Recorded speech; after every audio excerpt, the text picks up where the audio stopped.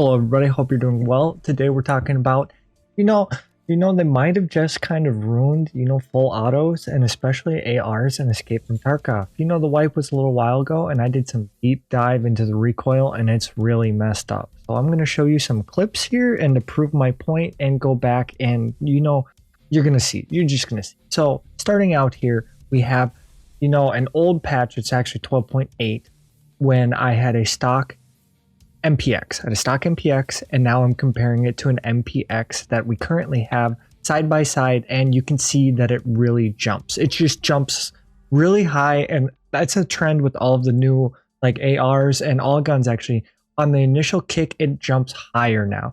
Now I go back and I do some of the old meta guns. I have an HK here that has, I believe, 41 recoil, an M4 that has 38 recoil, the stock MPX that you saw earlier at 41 recoil, and then also an OOMP, which is probably the most meta gun, which, spoilers, it's the best gun in the game right now for recoil at also 41.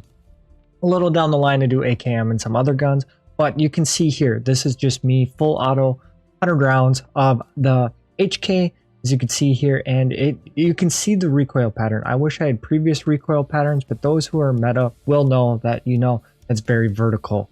And then this is the M4 with 38.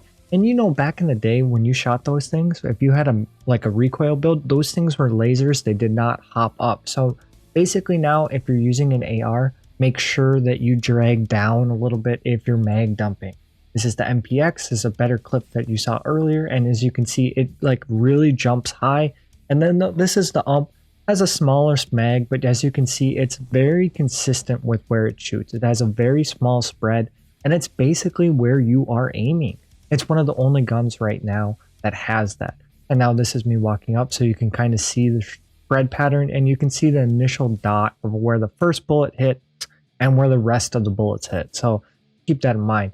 Now this is me at a different clip, different guns. This is just me getting an M4 for reference. And now this is me semi-autoing.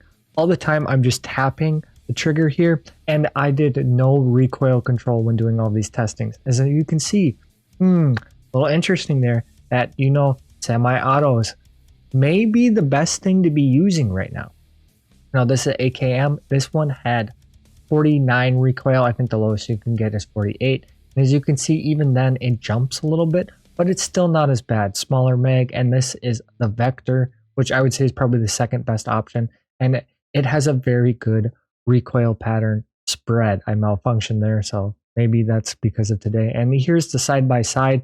As you can see, the UMP on the far right on the left image and the Vector, the far right on the right image, have the best spray patterns. Everything else is see initial bullet and then the entire spread above, which is, about what you come to expect in, real life spreads. But, as you can see there's some interesting things going around. So I just wanted to share some of that with you. If you're going to do full auto builds, remember that you actually have to control a little bit, kind of like CSGO. And my suggestion to you is you shoot once and then you pull down, just like you would in a lot of other tactical shooters.